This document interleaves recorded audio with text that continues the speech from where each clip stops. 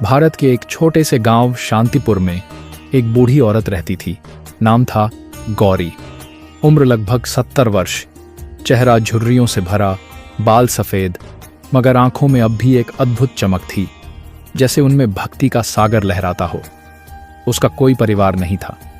पति की मृत्यु बहुत पहले हो चुकी थी और कोई संतान भी नहीं थी, लेकिन फिर भी वह कभी अकेली नहीं लगती थी, क्योंकि वह कहती थी, मेरा परिवार तो ये सारा संसार है और मेरे बच्चे वो सब हैं जो भूखे हैं। हर सुबह वह अपनी टूटी फूटी झोपड़ी से निकलती, एक पुरानी लोहे की बाल्टी में चावल धोती, लकड़ियां जलाकर चूल्हा जलाती और फिर अपने हाथों से गरीबों के लिए खाना बनाती। गांव के लोग उसे प्यार से मां गौरी कहकर बुलाते थे। सुबह की किरणें जब आकाश को सुनहरा रंग देती तो मां गौरी की झोपड़ी से हल्की सी धुएं की लकीर उठती दिखती। पास के कुएं से वह पानी लाती, बासी चूल्हे पर आग जलाती और धीरे धीरे चावल, दाल और सब्जी पकाती। फिर वह एक पुरानी थाली में पहला निवाला निकालकर अलग रख देती। हर दिन यह करती थी। गांव के लोग पूछते, मां, ये पहला निवाला किसके लिए रखती हो? वह मुस्कुरा देती और कहती, ये भगवान के लिए है बेटा, उन्होंने दिया है तो उन्हीं को पहले अर्पण करती हूं। कई बार गांव के बच्चे चिढ़ाते, मां, भगवान को भूख लगती है क्या? वो खाने आएंगे क्या? मां गौरी बस मुस्कुरा देती, बेटा, जब भूखे को खाना देती हूं तो भगवान को ही खिलाती हूं। हर दिन दोपहर को जब गांव के लोग अपने खेतों में काम करते तो मां गौरी के झोपड़े के पास गरीब, भिखारी, मजदूर और अनाथ बच्चे इकट्ठा हो जाते।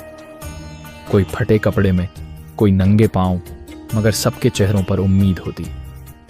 मां गौरी एक एक को थाली में खाना परोसती। कभी किसी की थाली खाली हो जाती तो अपनी थाली से दे देती। कहती, बेटा तू खा ले, मैं कल खा लूंगी। उस दिन भी ऐसा ही हुआ। करीब 10 लोगों को उन्होंने खाना खिला दिया, पर खुद के लिए कुछ नहीं बचा।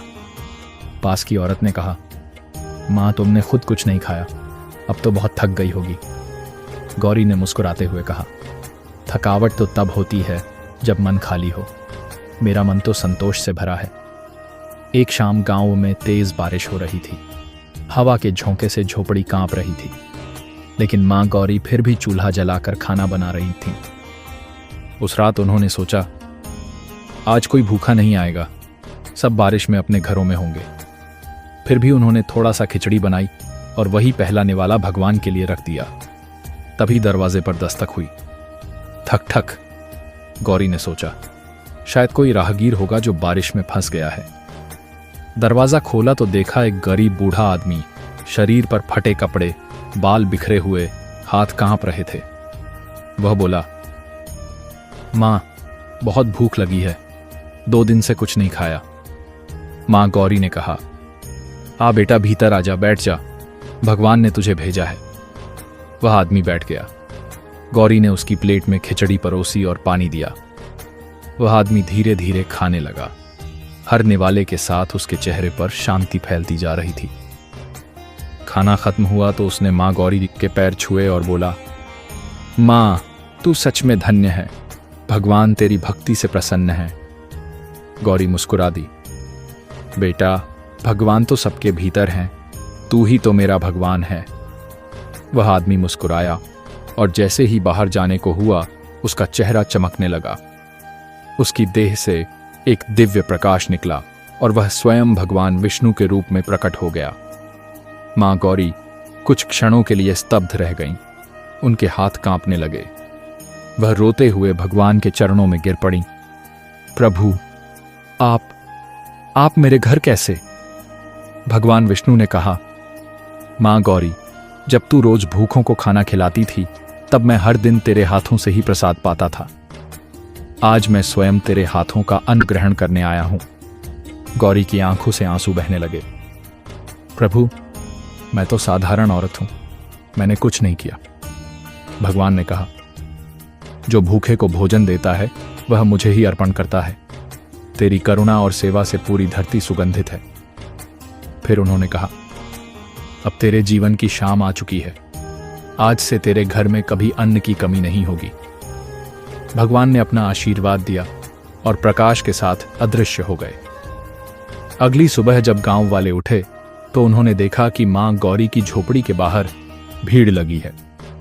सब लोग आश्चर्य में थे, क्योंकि जहां पहले एक मिट्टी का छोटा सा चूल्हा था, वहां अब एक सुंदर सुनहरी पात्र रखा था और उसमें गरम गरम भोजन भरा था। गांव वालों ने पूछा, मां, ये कैसे हुआ? मां गौरी ने बस इतना कहा, जब दिल में भगवान का प्रेम होता है तो भूख मिटाने के लिए आसमान भी झुक जाता है।